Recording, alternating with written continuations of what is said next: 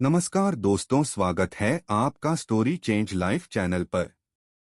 कहानी पसंद आए तो हमारे चैनल को लाइक करें, सब्सक्राइब करें और बेल आइकन को दबाएं। कहानी इस प्रकार है कि पहले के समय में चोर और डाकुओं ने हर जगह आतंक फैला रखा था। डाकू गांव और शहरों में जाते और हर घर को लूटते चले जाते। लोग परेशान आ गए थे डाकुओं से, लेकिन डाकू बेखौफ होकर चोरी करते। डाकुओं को किसी का भी डर नहीं लगता था। वह सारा लूटा हुआ धन एक गुफा में छुपा देते थे। एक पुरानी कहावत है कि लूटा हुआ धन हमेशा दुख देता है। शायद डाकुओं के साथ जल्द ही ऐसा ही होने वाला था। एक दिन हर दिन की ही तरह डाकुओं का गिरोह चोरी करके सीधा पहुंच गया गुफा। सभी डाकुओं ने चोरी किया हुआ धन आज फिर से छुपा दिया, लेकिन उन सभी को एक बात का डर था। डर यह था कि कहीं सिपाही आकर उनको पकड़ ना ले, क्योंकि अगर ऐसा हुआ तो वह सलाखों के पीछे जाएंगे और उनका लूटा हुआ धन भी उनके हाथ से चला जाएगा। लेकिन किस्मत के चलते सिपाही गुफा की ओर नहीं आया। फिर एक दिन चोर जब चोरी करने जा रहे थे, तब उन्होंने सोचा कि क्यों ना एक चोर को गुफा में धन की हिफाजत के लिए रख दिया जाए। ऐसा होने पर धन सुरक्षित रहेगा। एक चोर को गुफा में बैठाकर सारा गिरोह चोरी के लिए निकल पड़ा। आज रात उस चोर को गुफा में अकेले ही रहना था। दरअसल वह चोर थोड़ा डरपोक स्वभाव का था। वह निडर रहने की कोशिश कर रहा था, लेकिन फिर भी डर उसको अंदर से खाए जा रहा था। उसने सोचा कि क्या किया जाए जिससे कि उसका डर भाग जाए। उसने सोचा थोड़ी झपकी मारने से शायद डर पर काबू आ जाएगा।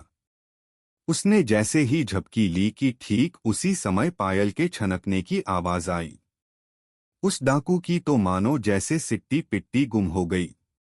उसने सोचा पायल की आवाज गुफा में कैसे आ सकती है।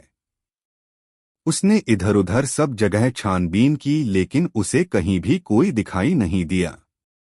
Join Telegram channel. उसके दिल की धड़कनें और भी ज्यादा तेज हो गई, क्योंकि उसने बचपन में भूत प्रेत के खूब किस्से सुने थे, इसलिए उसका दिमाग अब भूत प्रेत पर अटक गया। उसने भगवान से प्रार्थना की कि हे भगवान, आप उसे बचा लेना।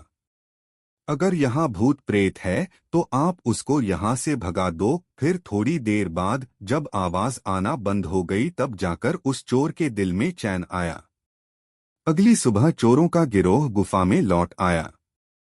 उस चोर ने रात को हुई सारी घटना को डाकू के सरदार को बता दिया। जब सरदार ने उसकी बात सुनी तो उसे हंसी आ गई। पीछे पीछे सभी डाकू भी हंस दिए। सरदार ने कहा कि यह चोर तो बहुत डरपोक है, इसलिए कल रात को कोई दूसरा डाकू ही गुफा में रहेगा। उस चोर ने यह बहुत समझाने की कोशिश की कि इस गुफा पर भूतों का साया है, पर किसी ने उसकी बात नहीं सुनी।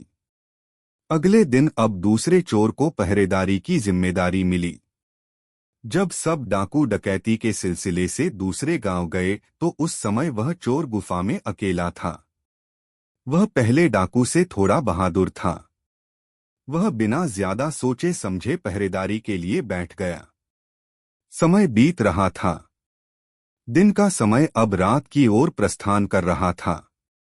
इतने समय तक तो वह डाकू बेखौफ था, लेकिन जैसे जैसे शाम हो रही थी, ना जाने क्यों उतनी ही बेचैनी उसके मन में उत्पन्न हो रही थी। उसने तो कल पहले वाले डाकू का मजाक बनाया था, फिर आज ऐसा क्या हो गया कि उसके भी मन में चैन नहीं था। उसको भी एक अजीब सा डर लगने लगा। अब रात को सोने का समय आ गया था। जैसे ही वह नींद लेने लगा, उसे पायल के छन छन की आवाज सुनाई दी। उसे लगा कि यह उसका वहम होगा, पर जब दूसरी बार भी पायल की आवाज सुनाई दी तो उसने आखिरकार यह मान लिया कि पहला चोर एकदम सच बोल रहा था। कैसे तैसे करके उसने रात काटी। जब सुबह हुई और सभी डाकू वापस लौटे तो उस चोर ने भी सभी को यही बताया कि पहला वाला चोर एकदम सही कह रहा था। इस गुफा में सच में भूत प्रेत निवास करते हैं। अब यहाँ पर रुकने में कोई भलाई नहीं है। पर ना जाने क्यों डाकू के सरदार को उन सभी की बातों पर विश्वास नहीं हुआ। उसने उसी समय यह निर्णय लिया कि वह पता लगा कर रहेगा कि आखिर वह कौन है जो रात को गुफा में आता है। उसने दोनों चोरों से पूछा कि आवाज आखिर कहाँ से आती है, तो उन दोनों ने जवाब दिया कि घुंघरू की आवाज गुफा के बाहर बने बिल के आसपास आती है। उस सरदार ने यह आदेश दिया कि बिल की खुदाई की जाए। अब चोरों ने बिल की खुदाई शुरू कर दी। बिल को कई देर तक खोदा गया, लेकिन जब कोई दिखाई नहीं दिया तो चोर अंत में थककर हार के बैठ गए। उन सभी को बैठे हुए 5 से 10 मिनट बीते ही थे कि अचानक घुंघरू की आवाज फिर से सुनाई दी। अब चोरों ने गौर से चारों तरफ देखा। अंत में उनकी नजर एक चूहिया पर पड़ी जिसके एक पैर में घुंघरू बंधे थे। हो सकता है किसी ने उसके पैर में यह बांध दिए थे। अब जैसे ही उनको यह पता चला कि उस बिल पर किसी भूत नहीं बल्कि एक चूहिया ने कब्जा कर रखा था, तो उनकी हंसी का कोई ठिकाना नहीं रहा। उस चूहिया को देखकर एक चोर बोला, खोदा पहाड़ और निकली चूहिया। हमने क्या सोचा था और हमें देखने को क्या मिला, यह मजेदार और सोचने वाली बात है। खोदा पहाड़ और निकली चूहिया वाला मुहावरा यही से ही प्रचलन में आया। धन्यवाद दोस्तों, आपने हमें देखा। कहानी पसंद आए तो हमारे चैनल को लाइक करें, सब्सक्राइब करें और बेल आइकन को दबाएं।